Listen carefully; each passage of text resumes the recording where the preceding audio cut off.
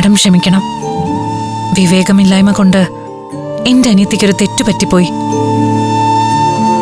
Madam അത് മുകളിലേക്ക് report ചെയ്ത് അവളുടെ ഭാവി നശിപ്പിക്കരുത്.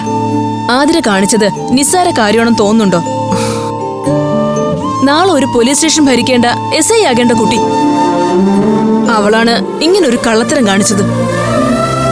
എന്റെ സ്ഥാനത്ത് നിങ്ങളായിരുന്നെങ്കിൽ ആതിര എന്ത് ചെയ്യുമായിരുന്നു? എന്തേ ഒന്നും പറയാനില്ലേ? എന്റെ അനിയത്തിയുടെ ഭാഗത്തുനിന്നുണ്ടായത് ക്ഷമിക്കാനാവാത്ത തെറ്റാണെന്ന് എനിക്കറിയാം. മാഡം, അവക്ക് വേണ്ടി ഞാൻ മാഡത്തോട് മാപ്പ് ചോദിക്കുന്നു. വീടെന്ന് പറഞ്ഞ അവൾക്ക് സ്വർഗ. അതുകൊണ്ട് വീട്ടിൽ എന്തെങ്കിലും ഒരു കാര്യം നടന്ന ഉടനെ ഓടിയെത്തണം എന്നതാ അവളുടെ ഒരു രീതി. അതിന്റെ പേരിൽ സംഭവിച്ചു പോയ ഒരു തെറ്റാ അത്. ഞാൻ എന്റെ അനിയത്തെ ന്യായീകരിച്ച് സംസാരിച്ചതല്ല. ചെയ്തു പോയ തെറ്റിന്റെ പേരിൽ അവളെ കൊണ്ട് എന്ത് പ്രായശ്ചിത്തം ചെയ്യിക്കാനും ഞാൻ തയ്യാറാ. എന്താ വേണ്ടതെന്ന് മാഡം പറഞ്ഞാ മതി.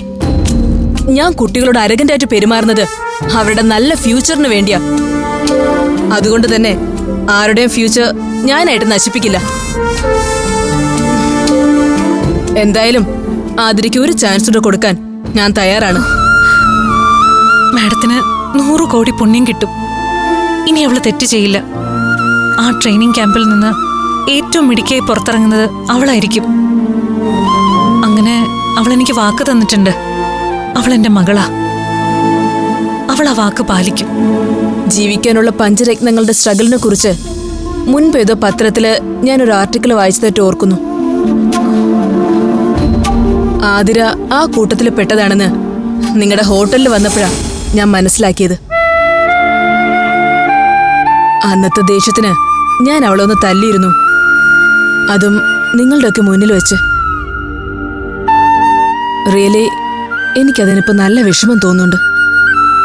എല്ലാവരുടെയും മുന്നിൽ വെച്ച് മാഡം അങ്ങനെ പെരുമാറിയപ്പോ സത്യത്തെ ഞങ്ങൾക്ക് എല്ലാവർക്കും വലിയ സങ്കടമായി. പക്ഷേ മാഡത്തിന്റെ അപ്പോഴത്തെ മാനസികാവസ്ഥ ആലോചിച്ചപ്പോ അങ്ങനെ പെരുമാറിയതില് ഒരു തെറ്റും പറയാനില്ലാന്ന് പിന്നെ തോന്നി. ആതിരയുടെ ഇരട്ട ആരാധ്യ. സത്യത്തിൽ അവളാ പോലീസ് ആവാൻ ഏറ്റവും കൂടുതൽ ആഗ്രഹിച്ചത്. പക്ഷേ ട്രെയിനിങ്ങിന് വരുന്നതിന്റെ തലേ ദിവസം ഒരു അപകടത്തിൽപ്പെട്ട് അവളുടെ കൈ ഒടിഞ്ഞു.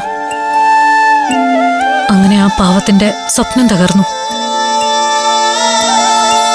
ഇപ്പൊ അവളെ തിരികെ ട്രെയിനിങ്ങിന് കയറ്റാൻ വേണ്ടി മന്ത്രിതലത്തിലും മറ്റും സ്വാധീനം ചെലുത്താൻ ശ്രമിക്കുക ഞങ്ങള്. ഫിറ്റ്നസ് സർട്ടിഫിക്കറ്റ് കിട്ടിയാൽ അടുത്ത ബാച്ചിൽ ആരാധ്യ ജോയിൻ ചെയ്യിക്കാം. ഇനി അഥവാ ഫിറ്റ്നസ് കിട്ടിയില്ലെങ്കിൽ പോലീസിൽ തന്നെ ഓഫീസിൽ പരിഗണിക്കാം. ഒരുപാട് നന്ദിയുണ്ട് മാഡം. എന്റെ അനിയത്തിമാരെ നേർവഴിക്ക് നയിക്കാൻ മാഡത്തിനെ പോലെ ഒരാളുണ്ടായത് ഈശ്വരന്റെ അനുഗ്രഹം.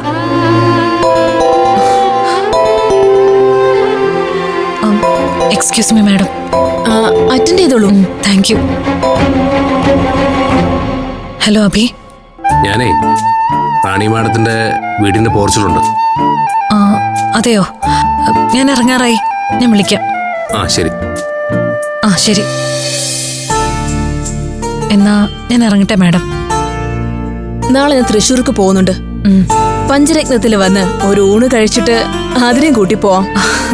Thank you madam. ശരി. ശരി എന്നാ.